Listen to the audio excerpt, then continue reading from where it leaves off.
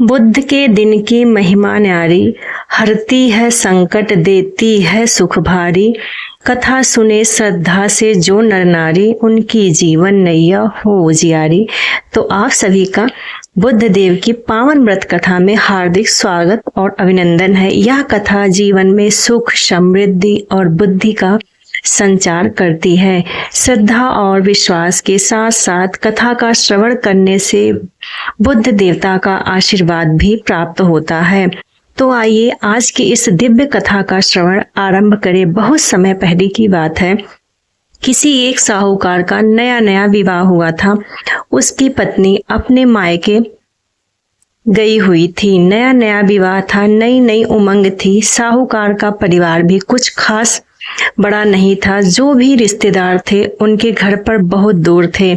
अब साहूकार को अकेलापन खाए जा रहा था। उसने रहा नहीं गया और वह जा पहुंचा अपनी ससुराल में। ससुराल में उसकी खूब आवभगत हुई। अगले ही दिन साहूकार ने कह दिया कि विदाई की तैयारी कर लीजिए, हमें निकलना है।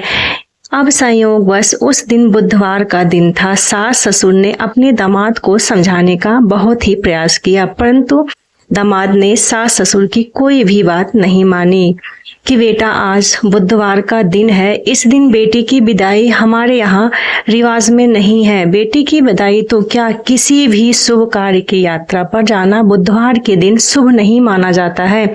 लेकिन साहूकार ने नहीं माना और कहा, मैं इन सब बातों को नहीं मानता, हमें जाने का आशीर्वाद दीजिए। अब अपने दामाद के आगे सास ससुर की भला कहाँ चलने वाले से निराश होते हुए भी अपनी बेटी की विदाई की तैयारी करने लगे। बेटी की विदाई भी कर दी। आगे चलते चलते रास्ते में साहूकार की पत्नी को बहुत ही जोर जोर से प्यास लगी। साहूकार ने जैसे ही अपनी पत्नी के लिए पानी लेने के लिए गया, जब वह पानी लेकर वापस लौटा तो देखकर हैरान रह गया कि उसने देखा कि उसकी ही हमशक्ल की कोई व्यक्ति गाड़ी में पत्नी के बगल में बैठा हुआ था। उसकी पत्नी भी एक शक्ल के दो व्यक्तियों को देखते एक बिल्कुल परेशान हो गई कि उसका पति कौन सा है। साहूकार ने पत्नी के पास बैठे हुए व्यक्ति से पूछा कि वह कौन है। तो पलटकर उसने जवाब दिया कि भैया, मैं तो उस नगर का साहूकार हूँ और अपनी पत्नी को लेकर जा रहा हूँ। तुम बताओ कि तुम कौन हो और मेरी पत्नी पर तुम अपना अधिकार क्यों जमा रहे हो।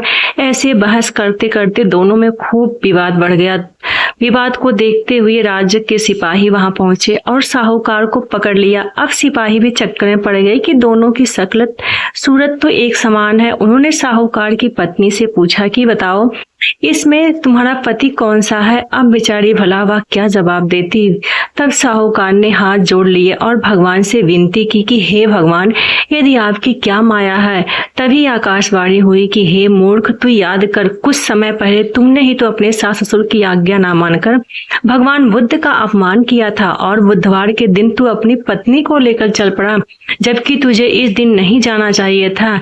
यह स्वयं बुद्ध देव है, सबक सिखाने के लिए तुम्हारे वेश में है। तब साहूकार ने सच्चे हृदय से मन से क्षमा मांगी और भविष्य में कभी भी ऐसी गलती करने का वचन लिया और गलती ना करने का वचन लिया और बुधवार को नियम पूर्वक व्रत पालन करके संकल्प लिया। तब जाकर साहूकार के रूप में प्रकट हुए बुद्ध देवता अंतर ध्यान हो गए और साहूकार अपनी पत्नी को लेकर घर जा सका। इस घटना के बाद साहूकार और उसकी पत्नी दोनों नियमित रूप से बुधवार का व्रत पालन करने लगे। मानता है कि जो भी व्यक्ति इस कथा को कहता या सुनता है, पढ़ता है, उसे बुद्ध देव की यात्रा करने पर कोई भी दोष नहीं होता है, की भी प्राप्ति होती है। बुद्ध ग्रह की शांति और सर्व सुख के इच्छुक स्त्री पुरुष बुधवार के दिन इस व्रत को कर सकते हैं। ज्ञान, बुद्धि, कार्य और व्यापार आदि में उन्नति के लिए भी बुधवार का व्रत बहुत ही शुभ माना जाता है और फलदायी भी माना जाता है। आज के दिन बुद्ध देवता के साथ साथ भगवान गणेश जी की भी पूजा होती है